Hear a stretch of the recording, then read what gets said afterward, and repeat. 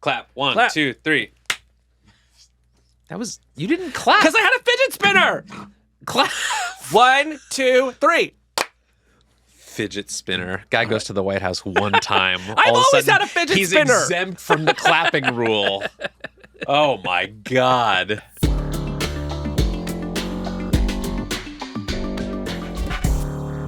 This week, I visited the White House to talk to the Biden administration about its new executive order on artificial intelligence. You've embarrassed the Hard Fork podcast in the hallowed halls of democracy.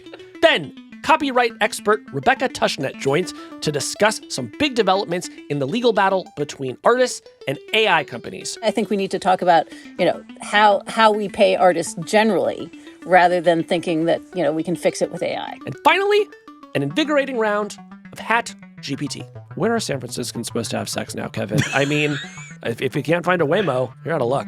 Casey, anything big happened to you this week? Kevin, I went to Washington, D.C. this week to get some answers about what's happening in this country related to artificial intelligence. Yeah, so you got a very exciting invitation this week to go to the White House to actually talk to some officials there about this new AI executive order. And my first question, obviously, was where's my invite? But my second question is, what was it like? Because here are the things. I went to the White House once when I was a child as part of a school tour. Very exciting. Remember very little of it. But here are the things I know about the White House. Yeah. I know it's where the president lives. That's right. I know there's something called the Oval Office and something called the West Wing. I also know that until recently, there was a dog at the White House named Commander who bit people. There's a portrait of Commander at the White House, and I took a picture of the portrait just because it tickled me. Did you get a bite, just like a commemorative dog bite? Listen, let me tell you, for the moment I walked onto the grounds, my head was on a swivel. I'm saying, where is that dog? Because I wanted to meet him and pet him, because what could be better for the podcast than if I had been bitten by the president's dog? Did you bring some treats? No, but it's funny you mentioned treats, because we went on the Monday before Halloween, so Monday of this week. I walked down with our producer, Rachel, and as we walk onto the grounds of the White House, there are children in costumes everywhere. Aww. So I do not see a dog, but I do see a Lego, a Cheeto, a Tyrannosaurus, a Transformer, a lot of Barbies, and everywhere we went throughout the executive office building, the offices of the staffers had been transformed into some sort of, Hollywood intellectual property is, I guess, what I would say. There was a Barbie room. There was a Harry Potter room. Wow. Our hosts in the White House digital office had transformed their office into something called the Multiverse of Madness. And when you took a left, you were standing in Bikini Bottom from the SpongeBob SquarePants universe. There were bubbles blowing everywhere. And I'm setting this scene because you have to understand, I am there to listen to the president talk about the most serious thing in the world. And while we were interviewing his officials about the executive order, we're literally hearing children screaming about candy. So it was an absolute fever dream of a day at the White House. So amid all of the shrieking children and the costumes and the multiverse of madness, there was actually like a signing ceremony with the president where he did put this executive order into place. That's right. Yeah. So after we had some interviews at the executive office building, we walked over to the East Room of the White House, which was very full of people from industry, people who work on advocacy around these issues. And not only did the president come out, but the vice president came out. Chuck Schumer, the Senate Majority Leader, was there. Yeah, it was a big deal. Yeah. So before we get into what you learned from talking with the president's advisors, let's actually just talk about this executive order. Yeah. So, I spent a long time going over it this week. It's more than 100 pages, very long executive order. And it's also very comprehensive. It's sort of like a sort of grab bag of regulations and rules governing artificial intelligence in all of its forms. Yeah, and we could, dive in any number of places. I think the part of the order that has gotten the most attention is the aspect that attempts to regulate the creation of next generation models. So the stuff that we're using every day, the BARDs, the GPT-4s, those are mostly left out of this order. But if there is to be a GPT-5 or a Claude 3, presumably it will fall under the rubric that the president is established here. And when it does, it will then have some new requirements. First, starting with, they will have to inform the federal government that they have trained such a model. And they will have to also disclose what safety tests they have done on it to understand what capabilities it has. So, I mean, to me, that is the big screaming bullet that came out is like, okay, we actually are going to at least put some disclosure requirements around the big AI companies. Totally. And the industry, I would say, was surprised by this. The people I talked to at AI companies, they did not know that this exact thing was coming. And they were also not sure what the sort of threshold would be where, these rules would kick in. Would they apply to all models? Big or small. And it turns out that one threshold for when these requirements kick in is when a model has been trained using an amount of computing power that is greater than 10 to the 26th power floating point operations, or flops. I looked this up. That is 100 septillion flops. Wow, that's more flops than we've ever had on this podcast. So that was a piece that I think caught the industry's attention. Another big part of the executive order addresses all of the ways that AI could basically exacerbate harms that we already have, like discrimination, bias, fraud, misinformation. There are some specific requirements in it that government agencies are supposed to sort of figure out how to prevent AI from, encouraging bias or discrimination in, for example, the criminal justice system, or whether AI can be used for processing like federal benefits applications in a way that's fair to people.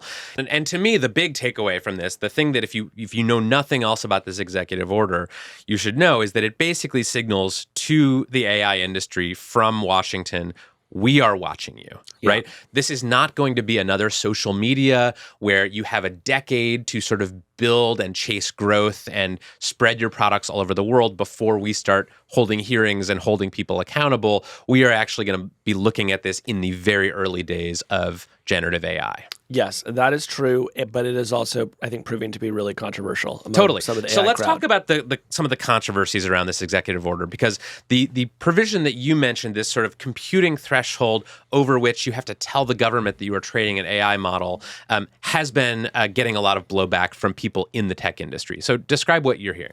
People are losing their minds, like legitimately. Like you can go on X and Threads and see Jan LeCun, who is the chief scientist at Meta and a major proponent of open source AI, ringing a bunch of alarm bells.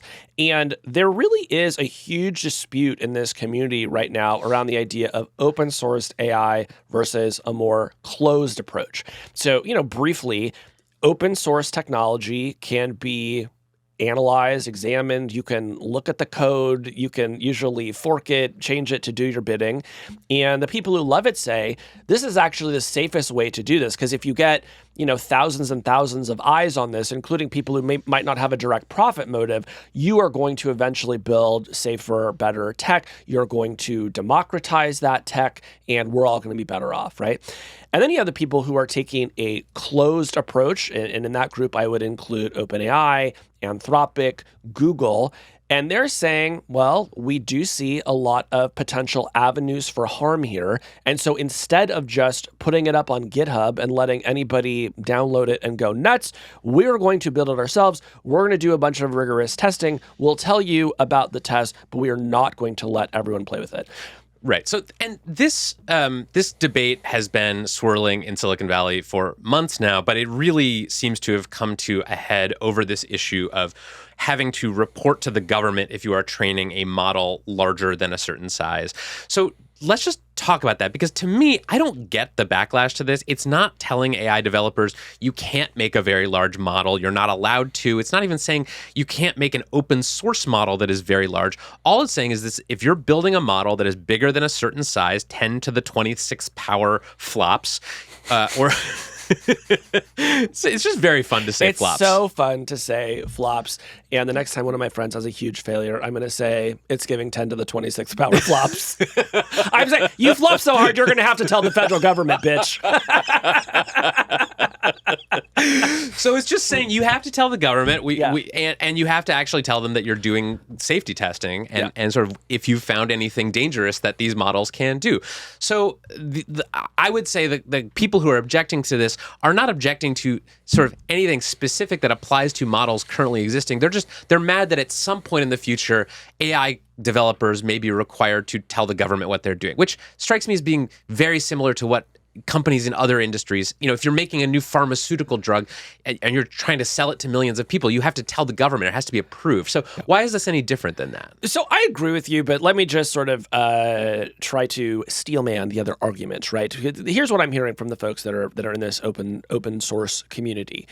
They believe that what we are seeing is the beginnings of regulatory capture. Now, right? just define regulatory capture. Regulatory capture is when an industry sets out to ensure that to the extent any regulations are passed, it gets those regulations passed on its own terms, and it sort of pulls the ladder up so that incumbents always maintain the power and challengers can never compete. Right. Basically using regulation to kind of draw a moat around yourself such that smaller competitors who don't have armies of lawyers and compliance people and people to fill out forms for the government, they can't compete with you. That's right. And, just to really lay it out, people are making a really specific accusation, which is that Sam Altman from OpenAI, Dario Amodei from Anthropic, and some of the other big AI players here who are taking this closed approach, they did this intentionally, that they do not actually believe that AI poses any existential risk beyond what we have with just sort of ordinary computers. And they went to the governments, they freaked them the hell out. They said, regulate us now. And oh, by the way, here's exactly how to do it. And now they are starting to get what they want. And the result is going to be that they are the winners who take all and everyone else is left by the wayside. This is crazy to me because it's not like these companies and the people running them started sort of hyping up the risks of AI recently, right? These are people who have been talking about this, some of them for many years. I mean, Dario Amodei, Sam Altman, these are not people who became worried about AI recently, just as soon as they had, big companies to protect and products to sell. They are people who I think are genuinely worried that AI could go wrong and are trying to put in place some common sense things to prevent that. So I just don't get this argument, this very cynical argument.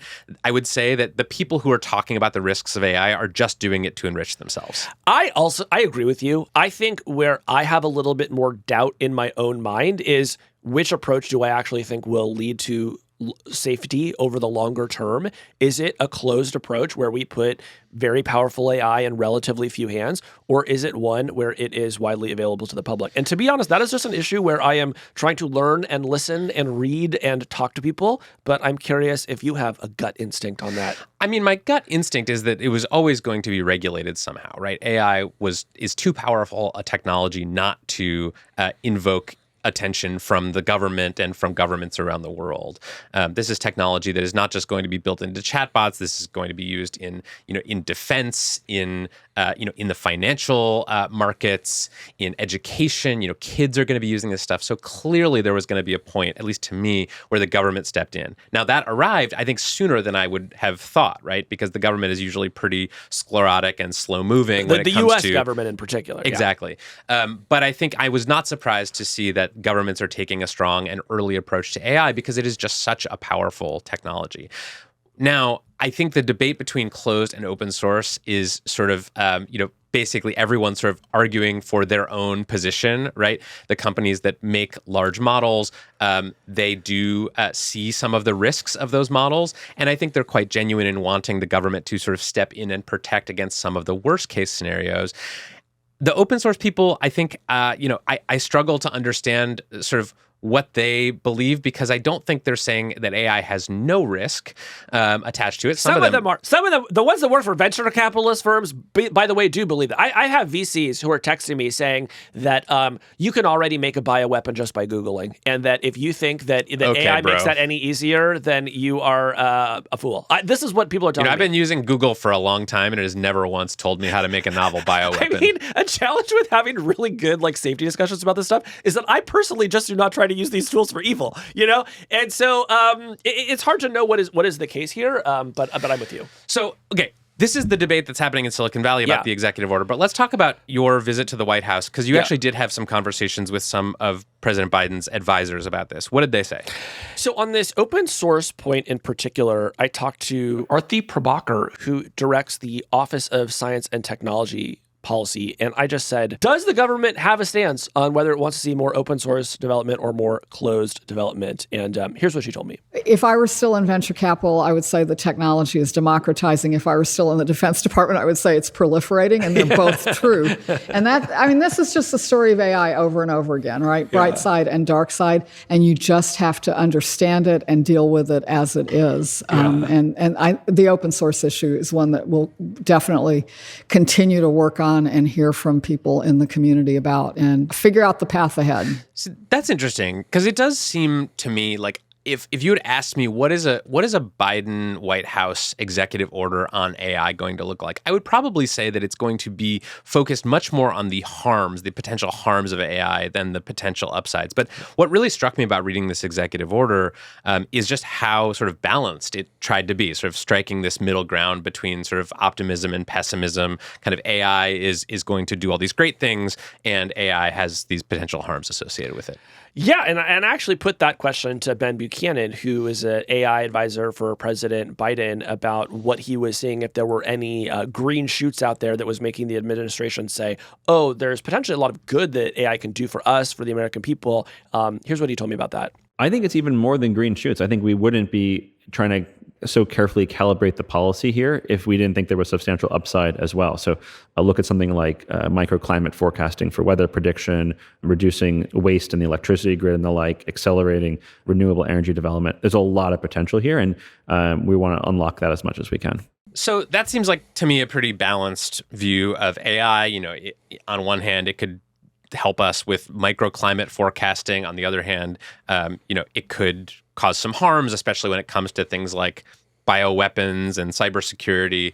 So is that kind of the vibe you picked up from this White House visit in general, is that this is a White House that is trying to sort of very cautiously but sort of enthusiastically wade into AI regulation? Yes. And I would say that, honestly, this was a pleasant surprise, right? Like, I write about technology policy and proposed regulations a lot, and I don't like a lot of what I see. When he was campaigning to be president, President Biden said that we should get rid of Section 230 of the Communications Decency Act, which would mean effectively that Google and every technology platform was responsible for every person posted on its platform, which I just think would be bad for a lot of reasons that we don't have to get into. But to me, that was the worst kind of tech policy, because you're painting with the broadest possible brush, you're ignoring any positive use cases, and you're just sort of legislating with a giant hammer. This is not that approach. This is these are people who have done the homework, who have been very thoughtful, and they still have a lot to do. Again, the policy reads very sweeping. What it means in practice, I think we'll have to see how it plays out,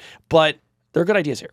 So I guess my big question about this executive order is this enough, right? This is a big sweeping executive order, touches on a lot of different parts of AI and a lot of different parts of the federal government.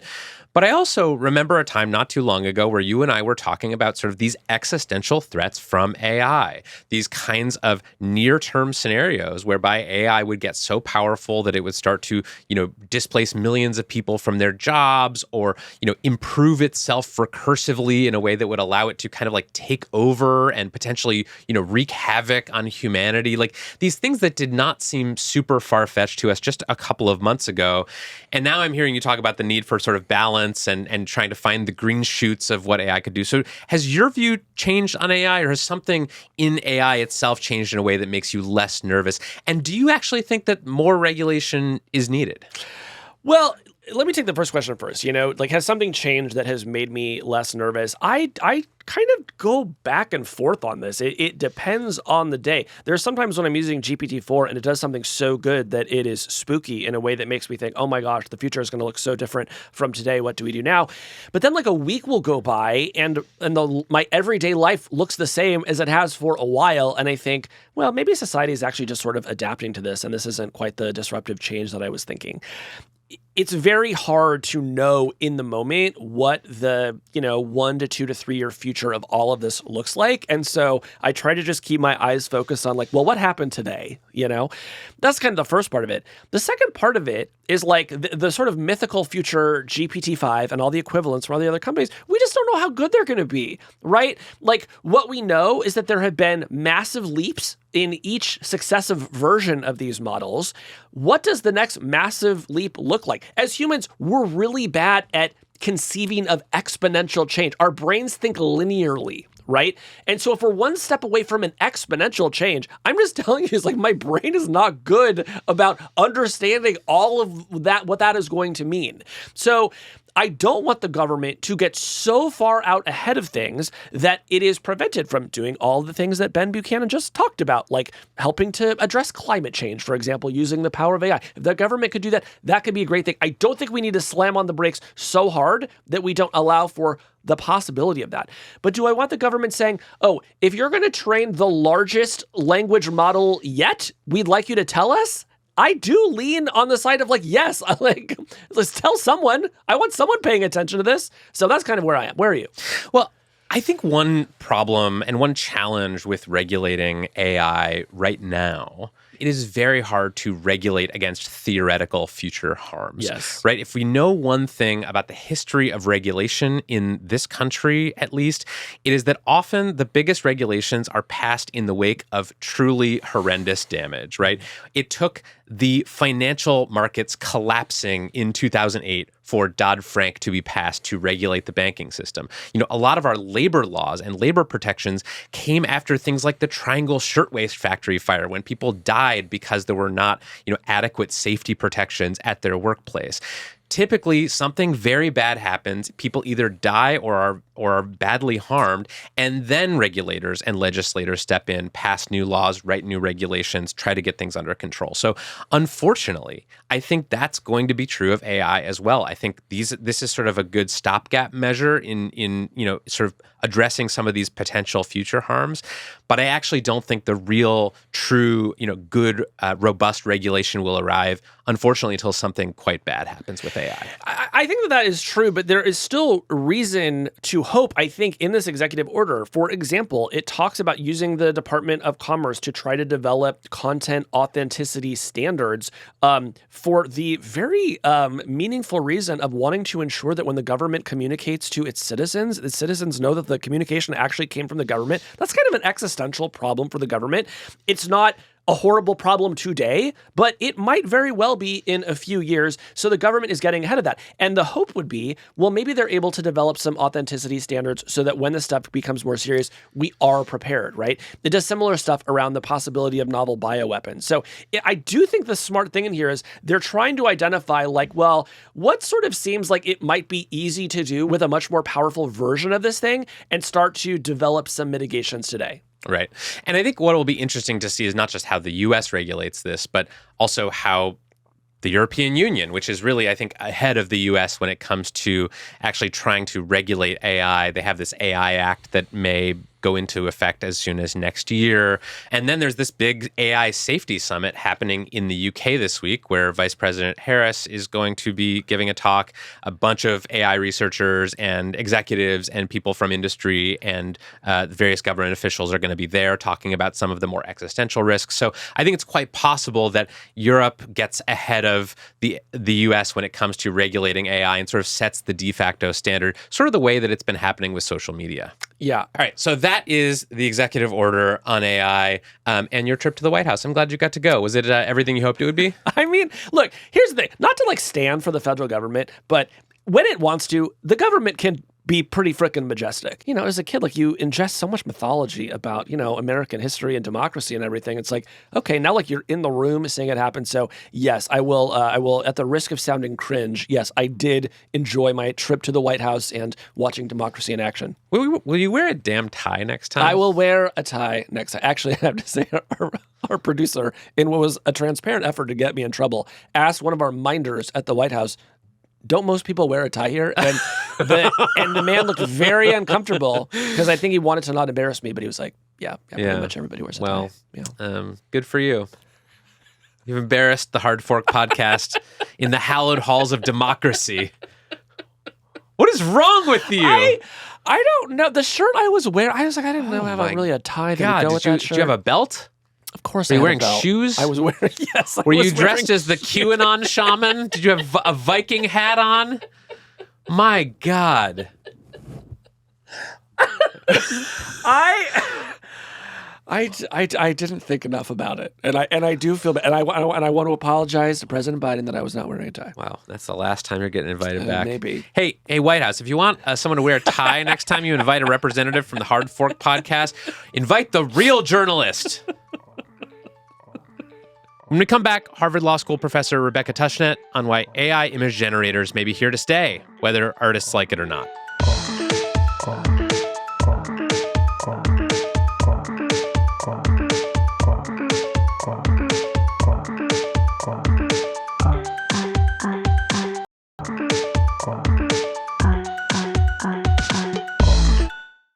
So, Casey, we've been talking a lot on the show about AI models and copyright, this issue of whether artists and writers and other people whose works are sort of ingested by large AI models have any recourse when it comes to getting paid or credited or even potentially suing the companies that make these models. Yeah, this feels like one of the big questions in AI right now. We're using these tools. We're thinking, on some level, I actually helped make this thing without my consent. Where's my cut? Totally. And it's been sort of a cloud hanging over the entire AI industry. And this week, we actually got an update on how the legal battle is going. A case brought by a group of artists, including Sarah Anderson, who's a cartoonist who we interviewed on the show many months ago.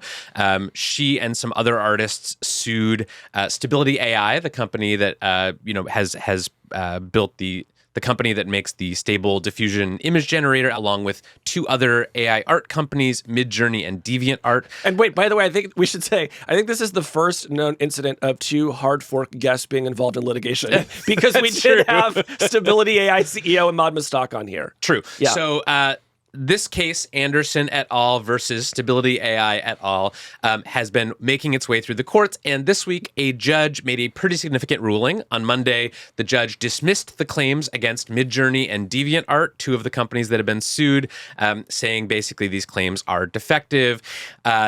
Which is one of the harshest things a judge can say to you, by the way, is that your claims are defective. Totally. So some of these allegations were dismissed because the artist's works weren't actually registered with the Copyright Office.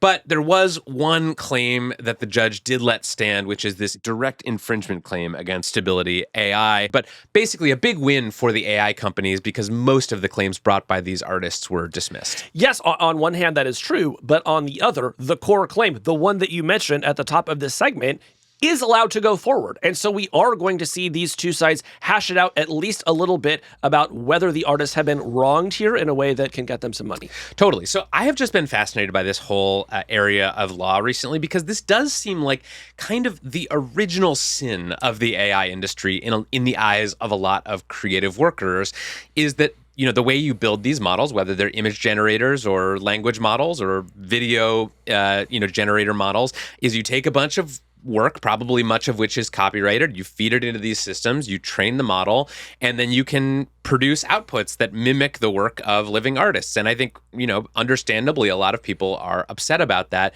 And so this question of is this legal? Is this protected under our copyright doctrine? Or do we need some kind of change to the laws to better protect artists and creative workers? That does seem like a really central question in the world of AI right now. That's right. And so that's why we said, Kevin, we need a lawyer.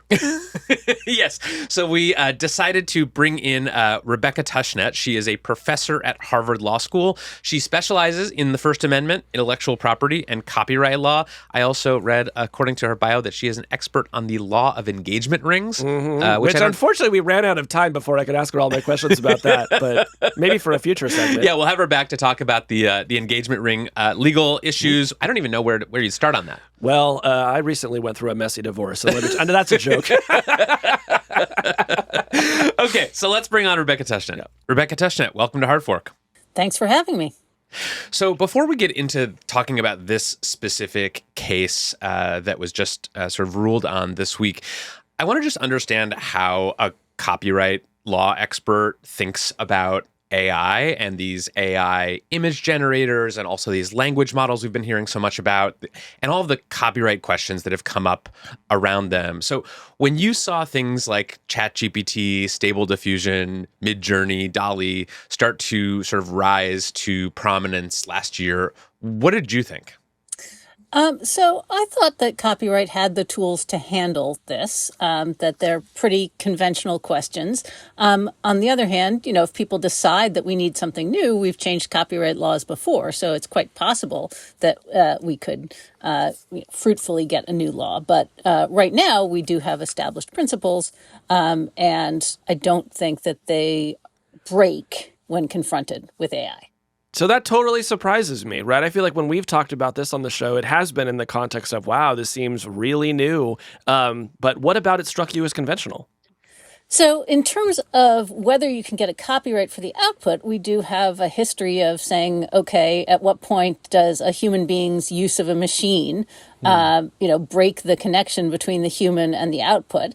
And my view is that a lot of AI output should be uncopyrightable because it doesn't reflect human authorship, which, we've rarely considered before, but, have sometimes had to decide, for example, what about a photograph? And, if you're giving a copyright in a selfie, is that the same thing as giving the copyright in the footage from a security camera that's running 24/7, right? And, although you sometimes do have to draw lines, that's not unknown to the law, and we can just decide what our rules are going to be without really disrupting anything, in part because, most of the time it doesn't come up whether human is enough involved.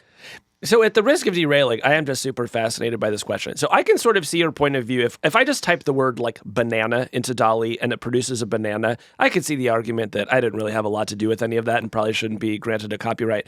But these days, people are writing these meticulous prompts, 50, 60 words. It's a banana that is dressed like a detective in a 1940s noir movie, but he's at Disneyland, right? And like the output of that actually feels like it did have a little bit more human authorship in it to me. But I'm not alert. Like in your view, is all sort of the same thing? So I guess what I would say is I'm still mostly of the opinion that the prompt alone shouldn't count, although you can find people who disagree. Yeah. But here's my pitch, which is you often get a choice of multiple outputs that look quite different from each other. And so I have two questions. First, are all of them the same thing? Or does the fact that they look different show that, in fact, the prompt just didn't specify enough to be, firmly connected as a human creation to the output? And then the second question I have for this point of view that the prompt should be enough to get copyright is, okay, so what about the ones you reject? You're like, no, that's not what I wanted. Are they still yours? If it wasn't within your contemplation, like there's room for accident and serendipity in human creation, but there's also a point at which the serendipity is no longer yours. Right. And to me, the fact that you get, three very different looking versions suggests that the serendipity is on the machine side. That's interesting. All right, so super interesting, but not what this case is about. Yeah, so that's the copyright issue with the outputs of these models. Yeah. Right. But this case, the Stability AI case, which also looks at tools like Midjourney and DeviantArt, is about the inputs to these models, the data that they are trained on, and whether the core question of this lawsuit is basically, does training an AI model on copyrighted material, whether that's images or something else, count as infringement? And I'm curious what you make of that argument, because that's something that I've heard from artists, from writers who are mad that their books were used to train AI language models. What are the copyright implications, of how these models are trained? Right. And again, my view is we actually have a set of tools for dealing with this, and of course you can disagree with them. But the background is, of course, the rise of the internet and Google, looming large over everything. So Google, of course, made massive copies of lots of stuff, including things that weren't put online. So that's the Google Books project. And the courts came around to the conclusion that this is basically all fair use. Now, there are things you can do that are not fair, just to be very clear, right? But the Google, for example, with the book project, doesn't give you the full text and is very careful about not giving you the full text. And the court said that the snippet production, which helps people figure out what the book is about, but doesn't substitute for the book, is a fair use. So the idea of ingesting large amounts of existing works and then doing something new with them, I think is reasonably well established. The question is, of course, whether we think that there's something uniquely different about LLMs that justifies treating them differently. So that's where I end up. Right. So I think this is an interesting analogy to think about for a minute. Like if I'm hearing you right, you're saying when you think about what Google does, it creates this index of the web, right? It looks at every single page. And in many cases, it is making copies of those pages. It is caching those pages so that it can serve them up faster. That is all intellectual property of one sort or another. And then you enter a query into Google and it spits out a result which takes advantage of that intellectual property without reproducing it exactly. I think the question for me is that truly analogous to a situation where I'm a very popular artist, people love to type my name into Stable Diffusion, you get images that look like my life's work, and I get $0 for that? Right. And so part of the answer is, is the output actually infringing? Right. So if it's not, then no. And if it is, then actually I want to start asking questions, why and who's responsible for it? So, there's lots of circumstances where, for example, people can use Google and say, I want to watch, Barbie. And although Google has made reasonable efforts to make that not the first thing that you get, it's not impossible to figure out how to use Google to watch Barbie. To find like a bootlegged copy that I'm not paying for. Yeah. Right. But we have a robust system for attributing responsibility to the person who, basically tried really hard to find the infringing copy on Google. So there are definitely some principles of kind of safe design. But the fact that they aren't perfect really shouldn't be the end of the question, sort of who's responsible for it. And the more you get someone saying, like, I tried really hard and I was able to create something that looked like, Sarah Anderson's cartoons after, a 1,500 word prompt, I'm thinking that's on you. So let's get to some of the specifics in this case. So there were a number of different claims made by the artists who are suing these AI companies. One of them is this argument that these models are basically collage tools, that their images, their copyrighted works get sort of stored in the model in some compressed form, and that this actually is sort of a violation of their copyright because they're not truly being transformed. They're just sort of being turned into these sort of mosaic collage things on the other end. Now, the companies and people who work in AI research have said, like, this is not actually how these models work. But this is the term. This is the argument that the artists in this case are making. What do you make of that argument? Yeah, so it's a little perplexing. I am also not a programmer, but it does sound fairly consistent when you talk to them that no, there aren't pictures in the model. Right? There's a whole bunch of data, and they're sort of.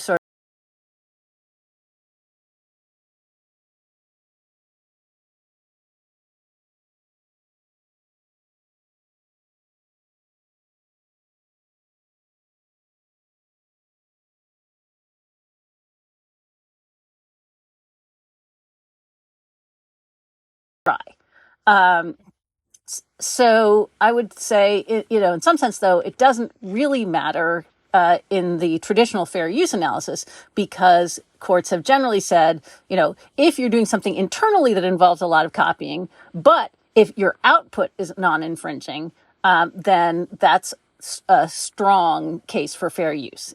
So if it helps you produce, say, non-infringing competing games for a game console or even a non-infringing game system to play games. It strikes me we've been talking a lot so far about what is not a copyright violation. It might help me just to remind myself, what is a copyright violation? Like, give me some cut and dried cases of, oh yeah, that's against the law. When somebody hosts a copy of Barbie and streams it to all comers, if they do that without permission, there's going to be a problem.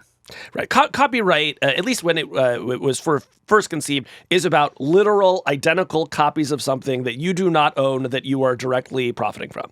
Right. And then we've expanded it as well to cover the idea of derivative works, which is a contested category. But the basic idea is, if you're the author of a book, you should have the right to make a movie of the book. That's your right, or a translation. Right. A lot of Kevin's articles have been described as derivative work. I'm not sure if that's illegally true, but I've just read that online. Right. So, Rebecca, in this case against Stability AI, the court dismissed a bunch of the claims from the plaintiffs just based on kind of procedural standing grounds. Some of the works that they said were copyrighted actually weren't registered. But the one claim that the court did not dismiss was this direct infringement claim against Stability AI. And that really goes to this question of fair use, which is the legal doctrine that allows people to use copyrighted material without a license in some circumstances.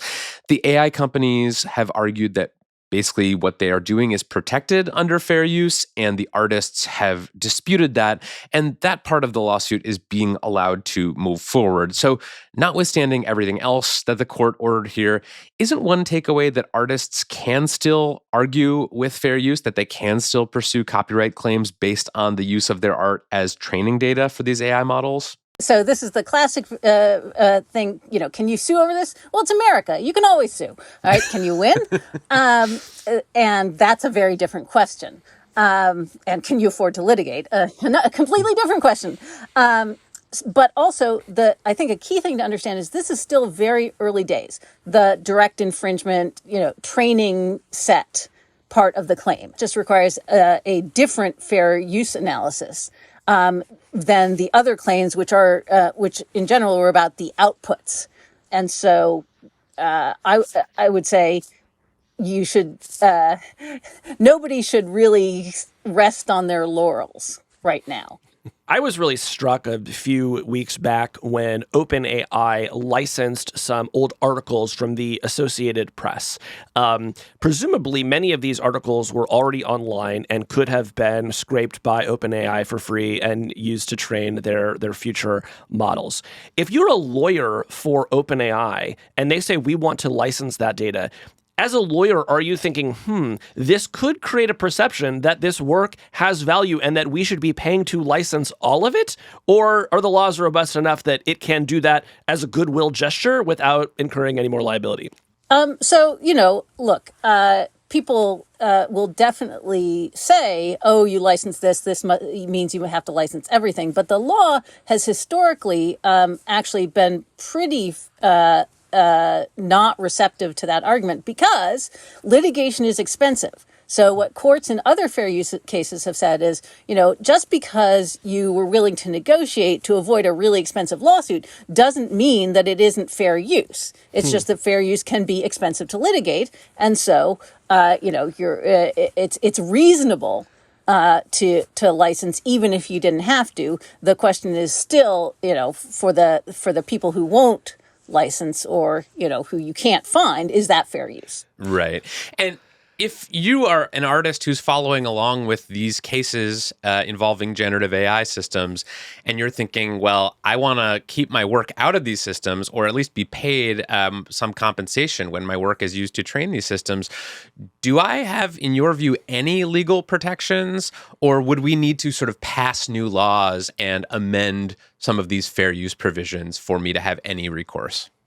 Well, what I would say is you're seeing this rise of, voluntary opt-outs, and that's very similar to what developed with Google. So Google that respects what are called robot exclusion headers, although it's probably fair use to scrape for many purposes. They still won't do it. And so, I think a development like that is really powerful, even though it's not based in any legal requirements. So I would say, there's definitely things you can do. In terms of getting paid, I mean, the classic thing about this is only publishers with big piles of works can ever hope to get paid, because it's just not worth it to license on an individual basis. Right. At the same time, we're starting to see companies like Adobe put out models that do compensate artists in part based on how often the images that are part of the training sets wind up getting used in these outputs. I think that right now, even if there isn't a strong legal case to use it, to sort of have to use a tool like that, it does seem like there is a moral and ethical case to use tools that essentially have the permission of everyone involved. And so I wonder if maybe the long-term future here, Kevin, is just that we have to rely more on like moral arguments and shame to get the world we want than these copyright laws that are less well-suited to the purpose. Here's the thing. I'm extremely skeptical about these models because, again, if they're done by the big publishers, they are not in the business of actually delivering most of the money to the authors or the artists. Because the fact of the matter is, a lot of the time, the image will not look like anything in the data set. So, you could sort of randomly attribute, I suppose, or you could pass it through, the fraction of the time that it looks close to a particular image. And I would just say, are you going to be able to go to Starbucks on that money?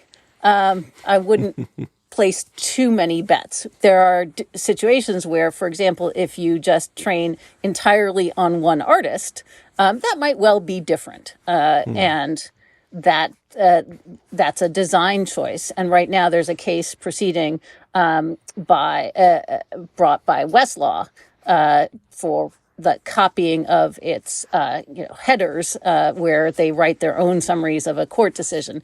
And the court said, we're going to go to a jury on that.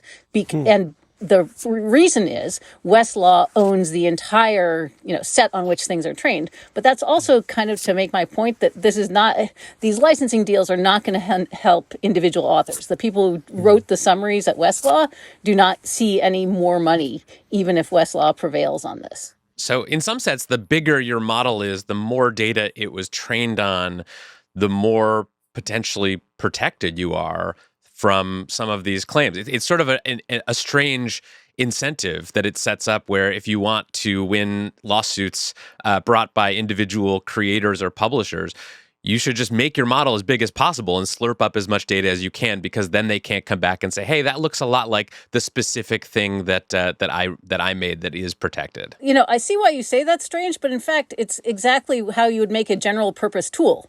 So,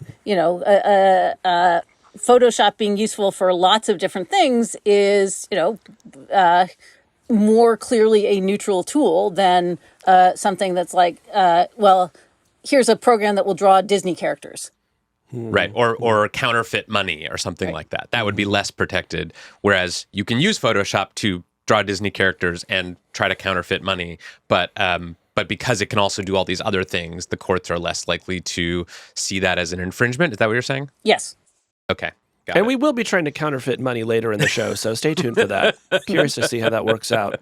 Now, I'm not a lawyer, but I feel like I have a pretty good grasp of one of the issues that is at stake here, which is, who does the liability fall on? So if I'm using Photoshop and I create a counterfeit picture of money and I print it out and I try to use it as store, that's not on Adobe for making Photoshop. That's on me. And that is one of the arguments that you hear from these AI companies is we just make the tools. How users use them can be illegal or not, but either way, we are shielded. Is that a sound legal argument?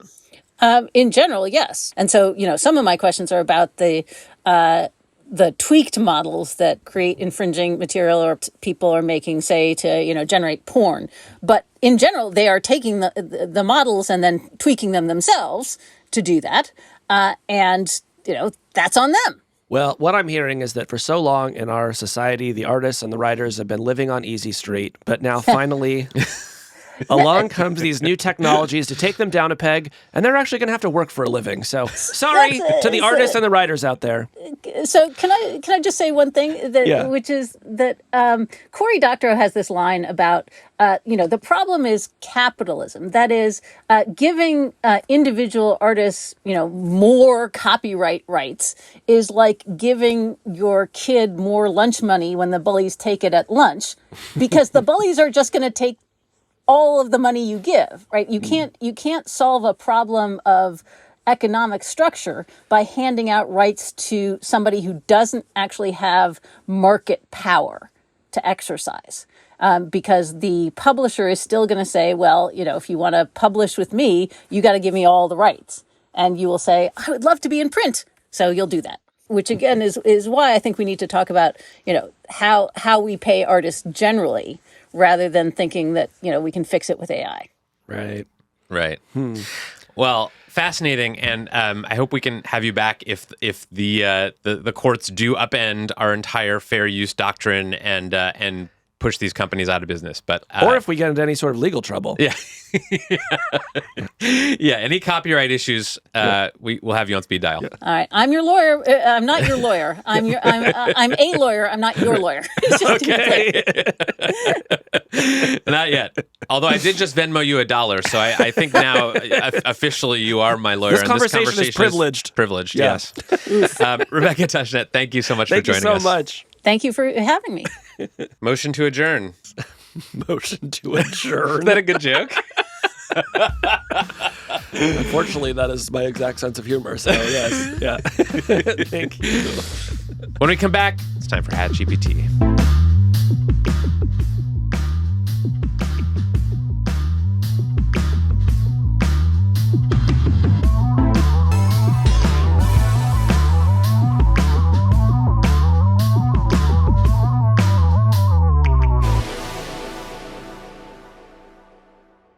Casey, what's your favorite Halloween candy?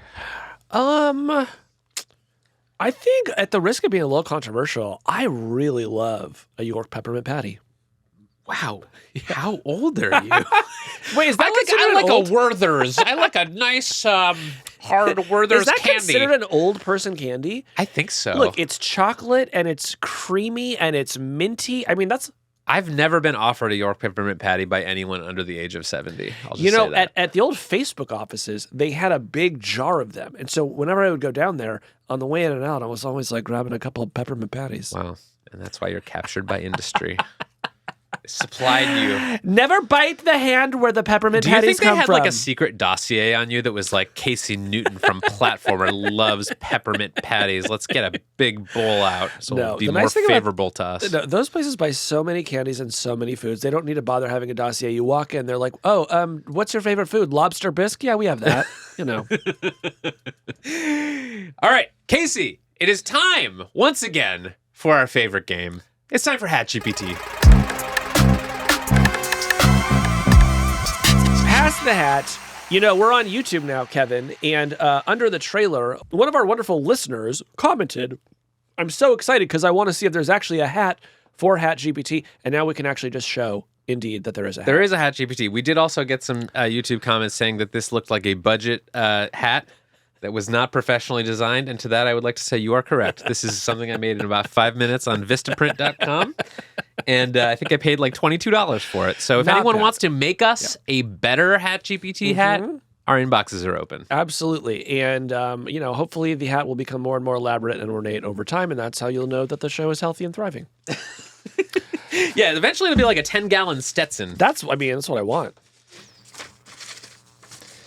HatGPT, of course, is the game where we draw news stories about technology out of a hat, and we generate plausible sounding language about them until one of us gets sick of the other one talking and says, "Stop generating." That's correct.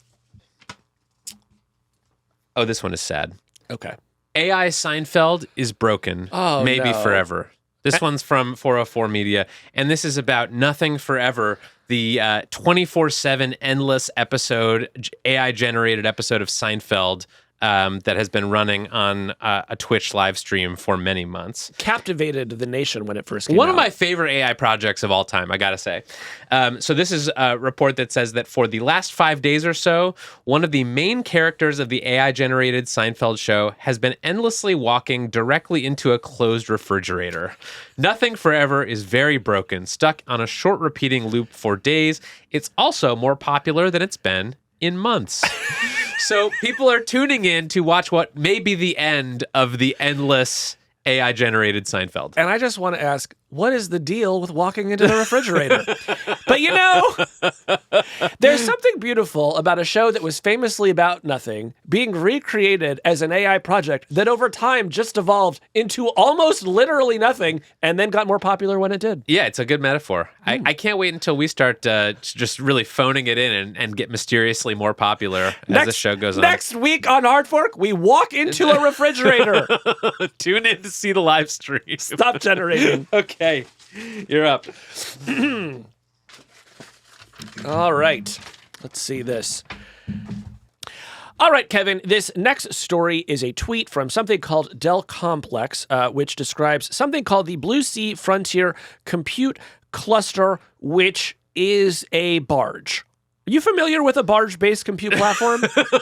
So I saw this going around on social media the other day, and I think it is sort of what they call like an augmented reality corporation. I think it's an art project, but it's basically these people who are saying we are so mad about the Biden administration's draconian executive order mandating that big AI developers report their models to the government that we are going to build essentially a floating AI computing cluster on a barge in international waters so that we're not subject to any regulations. So, and it says here that there are going to be more than 10,000 NVIDIA H100 GPUs on every platform. So this is literally seasteading for AI. Yes. Yeah. Yes.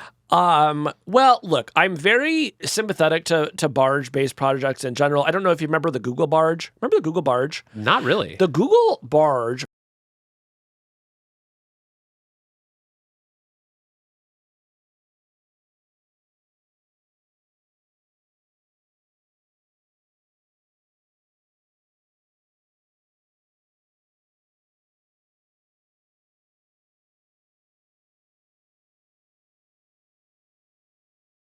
and I mean, it would have been the thrill of a lifetime if this happened. The project got canceled. I can't imagine why. But for about a year or so, I would just think the words Google barge and would just smile because it made me so happy. You and could now say it's it was coming a back. sunk cost.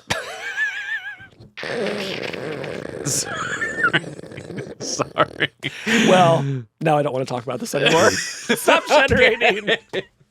All right. All right, this one says, Joe Biden grew more worried about AI after watching Mission Impossible Dead Reckoning, says White House deputy. This is from Variety.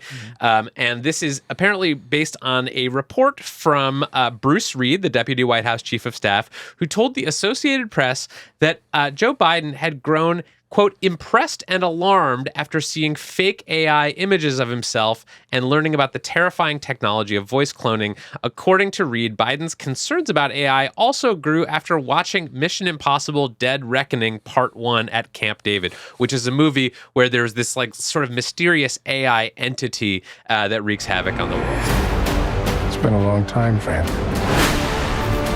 You've no idea the power I represent. It knows your story and how it ends. Casey, what do you think about that? With President Biden's advisors? You know, it did it, although he appeared to deviate from the script when he was giving his remarks because it was supposed to say something like, with just a 3-second clip of your voice, it could fool your family. And he stopped and was basically like, forget your family, it can fool you. He's like, you know, he says, I look at these things and I think, when the hell did I say that? That's actually a direct quote. Jack. Yeah. He didn't say Jack, but it was implied. There was an implied Jack. And everybody laughed. Silent Jack. Silent Jack. So and, yeah, everybody laughed. So this is fascinating to me because it actually like does appear that he grew more alarmed about AI after watching a fictional Hollywood movie about a non-existent AI program. And And so I sort of get why people in Silicon Valley want Hollywood to like make more positive movies about AI, because if like the president is watching a movie and then all of a sudden decides to start writing some regulations, that feels weird. Yeah, here's what I'm going to say. I hope the next Mission Impossible movie is about how Congress managed to pass a law and just really inspire a lot of our lawmakers to do literally anything. Could be a really great thing for this country. Mission Impossible, privacy regulation. Coming to a theater near you. Stop generating. Okay. I think it's my turn now, yeah? Yeah. All right. I love this story. Microsoft accused of damaging the Guardian's reputation with an AI-generated poll, speculating on the cause of a woman's death next to an article by the news publisher. So this is very sad. The Guardian wrote a story about the death of Lily James, a 21-year-old water polo coach who was found dead with serious head injuries at a school in Sydney last week. This sort of went up on the Microsoft news aggregator, but because it's Microsoft and it's got that AI now, Kevin, it created a poll. No. And it put it next to this article. And the poll asked, what do you think is the reason behind the woman's death? Readers were then asked to choose from 3 options: murder, accident, or suicide. Oh, God. This sucks so much. Yep. Like, I sort of vaguely have a sense of how this could have happened, right? Like Microsoft runs like MSN.com and like maybe some other news aggregators. It pulls in stories from all over the place. And then like we know that they are very big on AI right now, so that maybe they're slapping like AI sort of things around the stories that they're aggregating. But like, don't do this for stories about people dying. That should be like a very easy no. Yeah, it really should. But, I think we just sort of see this thing over and over again, which is that when newsrooms play around with generative AI and they don't keep a very close eye on its output, then they just find themselves in this ridiculous amount of trouble. So my hope is that this will be the last that we see of these silly AI-generated polls. Kevin, when you die, do you want me to poll our listeners on how we think it happened? No, okay. No, I don't. That's terrible. I have this theory that like the use of generative AI in news, it always trends toward crap. You know what I mean? Like you have this idea and you think, oh, this is so cheap and it's so futuristic and let's put it into practice and we'll show how innovative we are. And in practice, it always just trends toward crap. Oh, so this is a so particularly terrible example. Imagine you live a dignified life. You accomplish some things. Your obituary gets written up in a major newspaper. And then they attach some fucking poll to it generated by AI. Was Casey a good person? Sound off in the comments. I know. Oh, I mean, horrible. Look, a Microsoft spokesperson told The Guardian, we have deactivated Microsoft-generated polls for all news articles, and we are investigating the cause of the inappropriate content. A poll should not have appeared alongside an article of this nature, and we are taking steps to prevent this kind of error from reoccurring in the future. Of course, raising the question, what kind of content is appropriate to have a stupid poll next to it? No. Do not let the humans off the hook for this. That's a good point. Because someone at Microsoft decided, you know what would boost our engagement on these news articles? Slapping AI-generated polls. It is not the AI's fault that these polls ran. It is the Microsoft person who decided to implement these polls, and we should not let them off the hook for that. All right, and now we actually want to poll our listeners. Who do you think is more at fault? Do you think it was the humans or the AI? Please vote on the AI-generated poll that will be underneath the article. And who do you think is the best host of Hard Fork? Sound off in the comments. All right, stop generating. All right, last one. Cruise stops all driverless taxi operations in the United States. This is from the New York Times. Cruise, the driverless car company, said last week that it would pause all driverless operations in the United States 2 days after California regulators told the General Motors subsidiary to take its autonomous cars off the state's roads. The decision affects Cruise's robot taxi services in Austin, Texas, and Phoenix. It's also pausing non-commercial operations in Dallas, Houston, and Miami. Now, this came after Cruise's license to operate driverless fleets was suspended by the California DMV, citing an October 2nd incident in which a Cruise vehicle dragged a San Francisco pedestrian for 20 feet after a collision. So Cruise cars, which we have ridden in together, are now off the roads in the entire United States. What do you make of this story? The safe street rebels have won.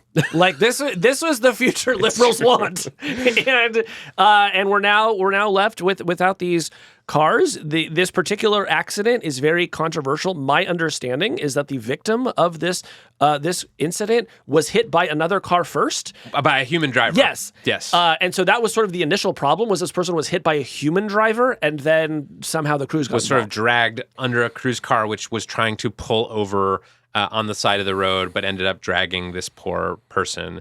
Horrible story. Horrible story. I think in general, regulators are just very on high alert for anything dangerous involving self-driving cars. But this is a big blow to Cruise, I would say, which has struggled to convince people that its rides are safe. There have been a lot of documented incidents of, traffic jams caused by Cruise vehicles. I will say that the Waymo vehicles that are operating in San Francisco have not been affected by this. They are still out on the roads. I actually took one this week, and it felt quite safe to me. But I would say there are still a lot of questions about driverless cars. Do you think we are in a sort of moment where regulators are kind of getting nervous enough to shut all this stuff down, or is this just kind of a speed bump on the way to these cars being more widely adopted? Is that a traffic pun? Speed bump? Oh God, no, I didn't. So look, here's the thing. I haven't talked to the regulators. I don't know how they're thinking about this. I think it's clear that they are enforcing much stricter scrutiny on the self-driving cars than they ever would on these terrifying murder machines that everybody drives around in all day. And honestly, I just hope that it gets sorted out quickly. If for no other reason than, when are San Franciscans supposed to have sex now, Kevin? I mean, this had become such a beloved pastime of citizens of this fair city. And now, well, if you can't find a Waymo, you're out of luck. It's true. Well, I did take a Waymo this week, and I noticed something new in the Waymo, which is that they now come with barf bags.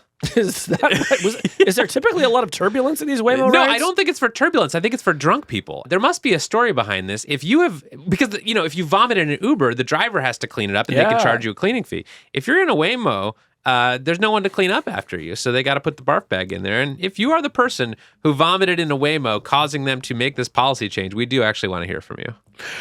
That story is just really a rich canvas to discuss so many aspects of society, wasn't it?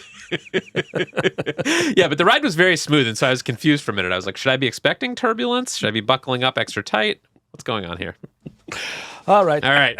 That's it for HatGPT. Close up the hat. Casey, do you want to put on the hat? I don't look good. Well, I have famously spiky hair, so hats just are kind of not really for me. Oh, it looks good. But also, I'm wearing headphones. Yeah. But, I don't know. We do need a bit. We got to up the hat budget for We got this to show. up the hat. What is the hat budget on this show? It's $22 and like some cents from All right. Vistaprint.com. Platform will chip in a few bucks. We'll see if we can get you a decent hat.